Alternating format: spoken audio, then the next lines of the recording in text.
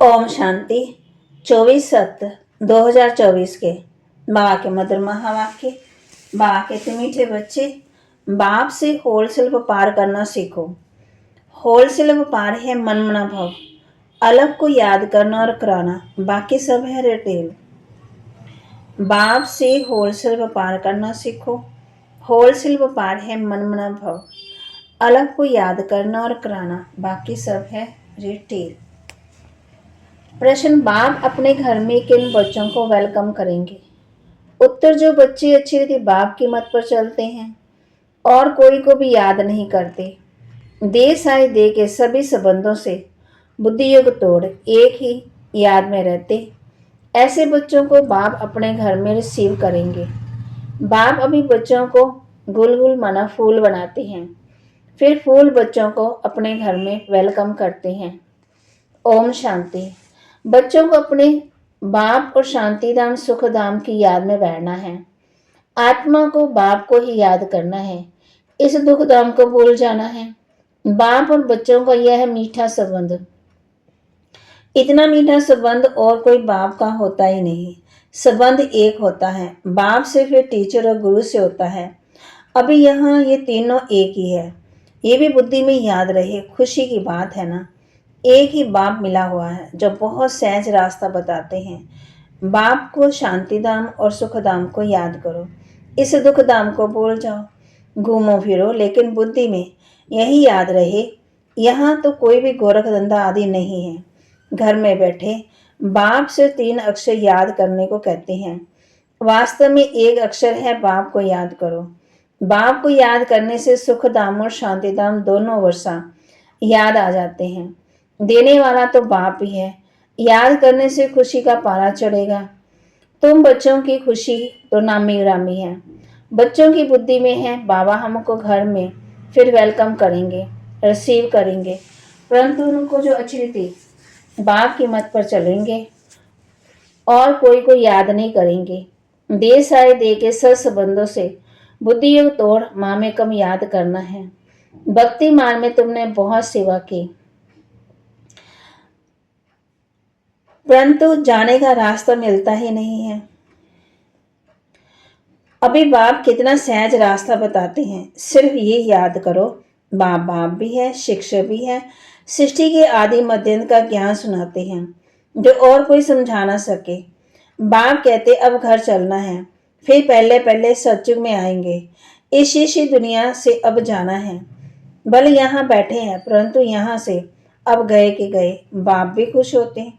तुम बच्चों को बाप ने इनवाइट किया है बहुत समय से, अब ही बाप को रिसीव किया जाता।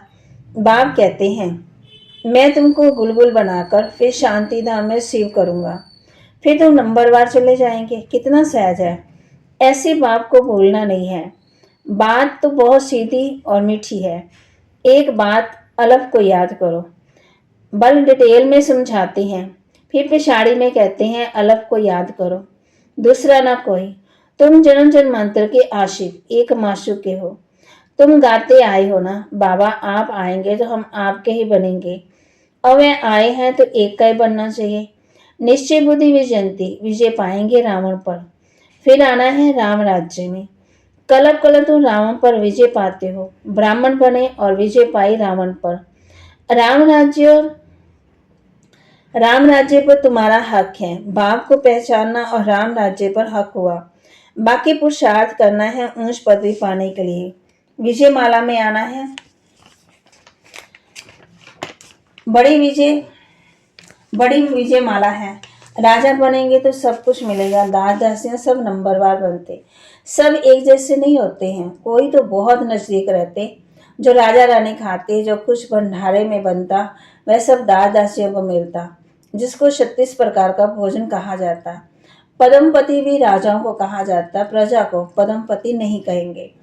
बल वहां धन की परवाह नहीं रहती है, परंतु ये निशानी देवताओं की होती है। जितना याद करेंगे उतना सूर्यवंशी में आएंगे। नई दुनिया में आना है ना, महाराजा महारानी बनना है।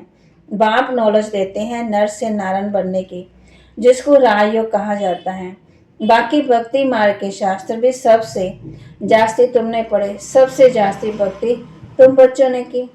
अब बाप से आकर मिले हो। बाप रास्ता तो बहुत सहज और सीधा बताते हैं कि बाप को याद करो। बाप बच्चे बच्चे क्या समझाते हैं। बाप बच्चों पर वारी जाते हैं। वारिस है तो वारी जाना पड़े। तुमने भी कहा था बाबा आप आएंगे तो हम वारी जाएंगे, तन मन धन सहित कुर्बान जाएंगे। तुम एक बार कुर्बान जाते हो, बाबा 21 बार जाएंगे। बाप बच्चों को याद भी दिलाते हैं, समझ सकते हैं। तुम बच्चे नंबरवार पुरुषार्थ अनुसार अपना अपना भाग्य लेने आए हो। बाप कहते हैं मीठे बच्चों, विश्व की बादशाही हमारी जागीर है। अब जितना पुरुषार्थ तुम कर लो, जितना पुरुषार्थ करेंगे उतना ऊंच पद भी पाएंगे। नंबर 1 सो नंबर लास्ट में है। नंबर 1 में फिर जरूर जाएंगे। सारा मदार पुरुषार्थ पर है। बाप बच्चों को घर में ले जाने आए हैं। अब अपने को आत्मा समझ बाप को याद करेंगे तो पाप करते जाएंगे। बाप कहते ये विकार है ना, विकारों के कारण तुम काले हो गए। अब मैं आकर के तुमको जगाता हूँ। तमोप्रधान से सत्वप्रधान बनने की युक्ति बताता हूँ। बिल्कुल सिंपल है। मैं आत्मा हूँ। इतना समय देह विमान में रहने कारण तुम उल्टा लटक पड़े थे। अब देह विमान नहीं बन, बाप को याद करो। घर जाना है, बाप लेने के लिए आया है। तुमने निमंत्रण दिया और बाप आए हैं। पतितों को पावन बनाकर पंडा बन ले जाएंगे सब आत्माओं को।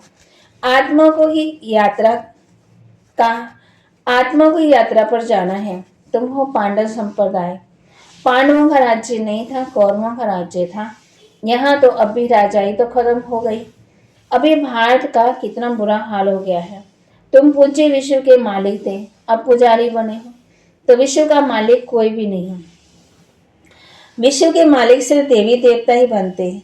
ये लोग कहते हैं विश्व में शांति हो। तुम पूछो विश्व में शांति किसको कहते हो? विश्व में शांति कब हुई है? वर्ल्ड की हिस्ट्री जरा फिर रिपीट होती रहती है, चक्कर फिरता रहता है। बताओ विश्व में शांति कब हुई थी?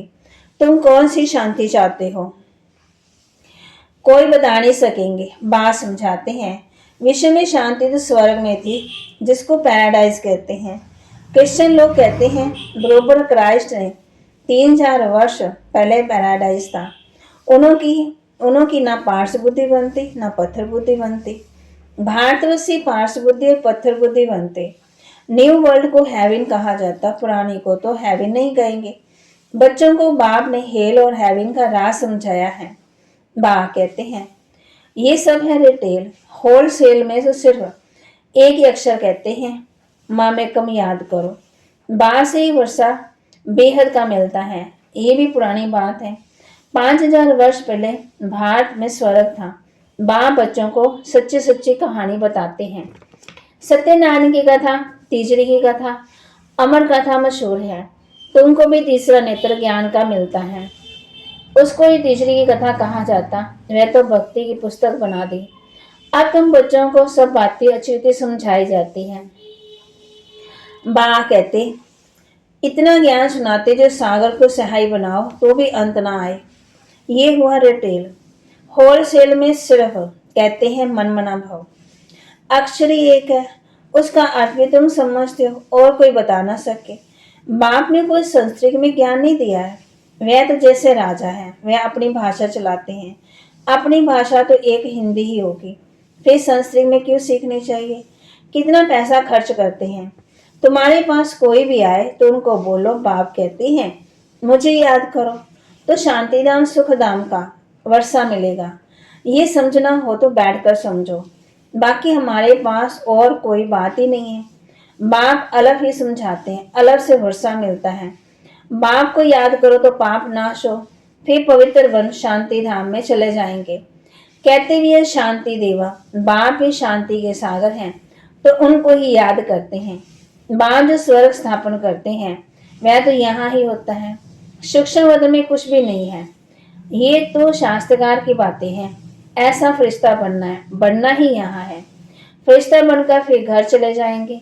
राजधानी का वर्षा बाप से मिलता है। शांति और सुख दोनों वर्षा मिलते हैं। बाप के सिवाय और कोई को सागर नहीं, सागर कह नहीं सकते। बाप जो ज्ञान का सागर है वही सबकी सदगति कर सकते हैं। बाप पूछते हैं मैं तुम्हारा बाप, टीचर, गुरु हूँ, तुम्हारी सदगति करता हूँ, फिर तुम्हारी दुर्गति कौन करते? रावण। दुर्गति और सदगति का ये खेल है, कोई पूछ दिया तो पूछ सकते हैं। भक्ति मार्ग में प्रश्न ढेर उठते हैं, ज्ञान मार्ग में प्रश्न की बात ही नहीं है। शास्त्रों में और शिव बाबा के लेकर देवताओं की कितनी गिलानी कर दी। बाप कहते हैं किसी को भी छोड़ा नहीं, ये भी ड्रामा बना हुआ है, फिर भी करेंगे। बाप कहते हैं ये देवी देवता धर्म बहुत सुख देने वाला है, फिर ये दुख नहीं रहेगा। बाप तुम्हें कितना समझदार बनाते हैं। ये लक्ष्मी नारायण समझदार हैं, तब तो विश्व के मालिक हैं। बेसमझ तो विश्व के मालिक हो ना सके। पहले तो तुम कांटे थे, अब फूल बन रहे हो, इसलिए बाबा भी गुलाब का फूल ले आते हैं। ऐसा फूल बनना है, खुद आकर के फूलों का बगीचा बनाते हैं। फिर रावण आता है, कांटों का जंगल बनाने। कितना क्लियर है, ये सब सिमरन करना है। एक को याद करने से उसमें सब आ जाता है। बाप से वर्षा मिलता, ये बहुत भारी दौलत है। शांति का वर्षा मिलता, क्योंकि शांति का सागर वही है। लौकिक बाप की ऐसी महिमा कभी नहीं करेंगे। श्री कृष्ण है सबसे प्यारा, पहले पहले जन्म ही उनका होता है, इसलिए उनको सबसे ज्यादा प्यार करते हैं। बाप बच्चों को ही सारे घर का समाचार देते हैं। बाप भी पक्का व्यापारी है, कोई विरला ऐसा व्यापार करे। होलसेल व्यापारी कोई मुश्किल बनता है, तुम होलसेल व्यापारी हो, बाप को याद करते रहते हो।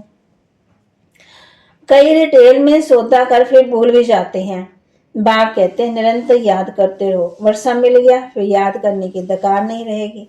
लौकिक संबंध में बाप बुरा हो जाता तो कोई कोई बच्चे पीछे तक सहायक बनते, तो कोई तो मलकियत ही उड़ा देती।